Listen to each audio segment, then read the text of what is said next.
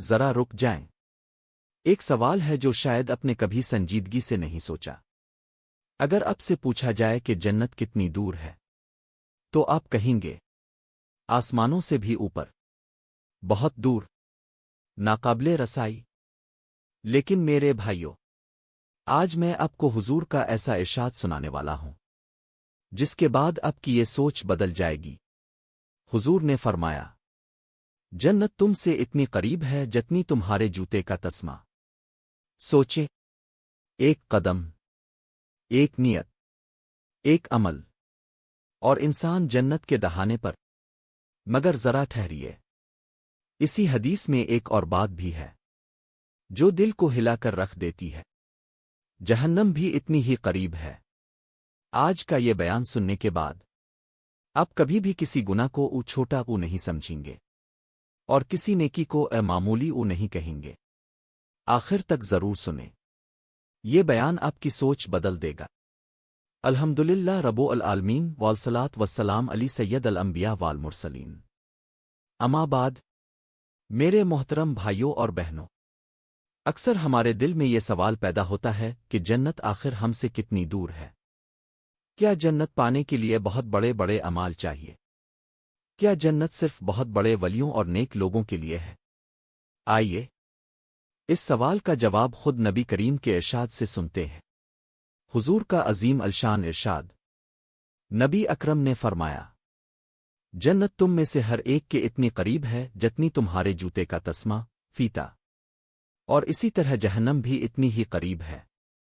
صحیح بخاری۔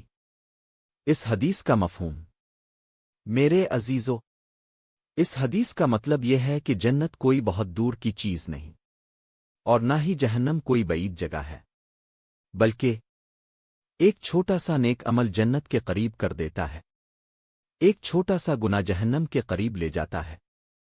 جنت کے قریب کرنے والے چھوٹے اعمال۔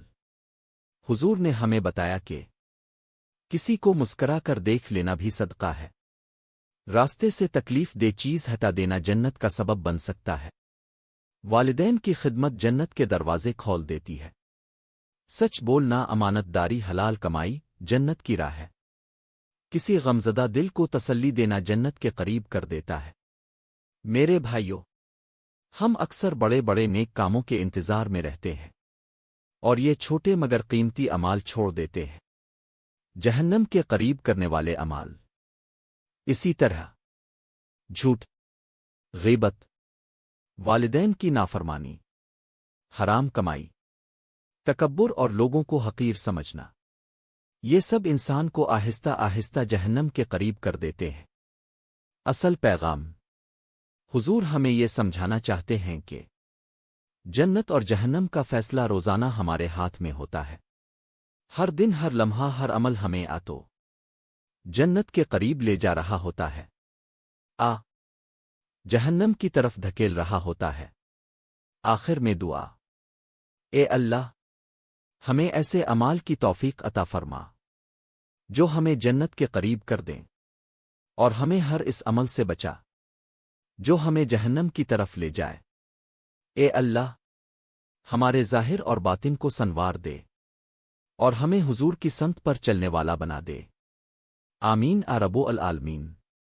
میرے محترم بھائیوں اور بہنوں، اگر آج کا یہ بیان آپ کے دل کو لگا ہے، اگر آج کی کوئی بات آپ کی آنکھیں نم کر گئی ہے، اگر آپ کو محسوس ہوا ہے کہ یہ باتیں صرف سننے کے لیے نہیں بلکہ زندگی بدلنے کے لیے ہے، تو پھر میں آپ سے ایک دل سے درخواست کرتا ہوں، ابھی اسی وقت ہمارے یوٹیوب چینل اسلام کی باتیں کو سبسکرائب کر لیجئے۔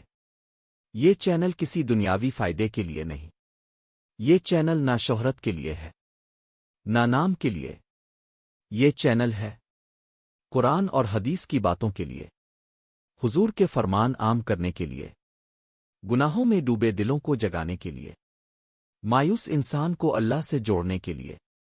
میرے بھائیوں، ہم نہیں جانتے یہ کون سا بیان کس کے دل میں ہدایت کی چنگاری بن جائے، اور کون سا لفظ کسی کے لیے جنت کا ذریعہ بن جائے۔ آپ کا ایک سبسکرائب شاید کسی کے دل کو بدل دے۔ آپ کا ایک شعر شاید کسی گناہگار کو توبہ پر لے آئے، آپ کی ایک دعا شاید ہمارے لیے نجات کا سبب بن جائے۔ اس لیے ابھی چینل کو سبسکرائب کریں، بیل آئیکن دبائیں، اس بیان کو آگے پھیلائیں تاکہ یہ باتیں گھروں تک نہیں دلوں تک پہنچیں۔ آخر میں بس ایک دعا ہے، اے اللہ، جو بھی اس چینل اسلام کی باتیں سے جڑا، اس کے دل کو نور عطا فرما، اس کی زندگی میں ہدایت لے آ، اور ہمیں اور اسے حضور کی شفاعت نصیب فرما۔ آمین آ رب العالمین۔